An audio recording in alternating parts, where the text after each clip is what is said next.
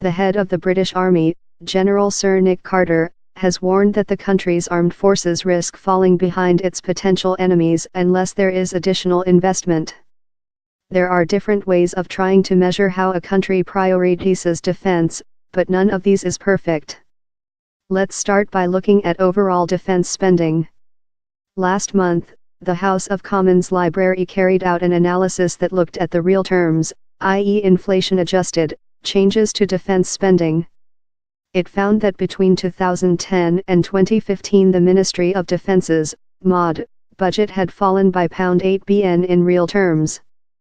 That's a cut of 18% compared with the 2009-10 budget, according to the Commons Library. Since then, spending has stabilized. In the last financial year, April 2016 to March 2017, £1 was spent on defense. By 2020, that is forecast to increase by £1 billion in real terms.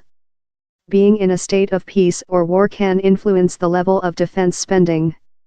The MOD points out that, between 2000 and 2010, defense expenditure increased quite sharply due to the conflicts in Iraq and Afghanistan. When it comes to the numbers of military personnel, the MOD publishes monthly figures.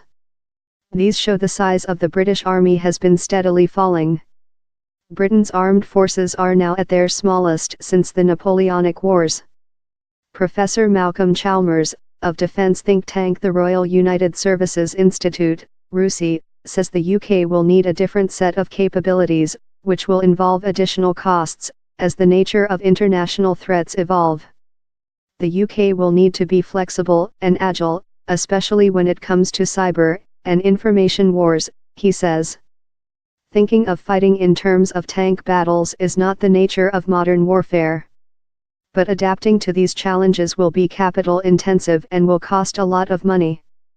A study by the International Institute for Strategic Studies, IISS, has attempted to rank the biggest defense budgets around the world. The data reveals that the US had by far the biggest defense budget in 2016, at $605 billion. Russia had the third highest defense budget, $59 billion, and the UK the fifth, $53 billion, the highest of all EU countries. That being said, the data should be treated with a degree of caution. It's not easy to make direct international comparisons, because of factors such as fluctuating exchange rates.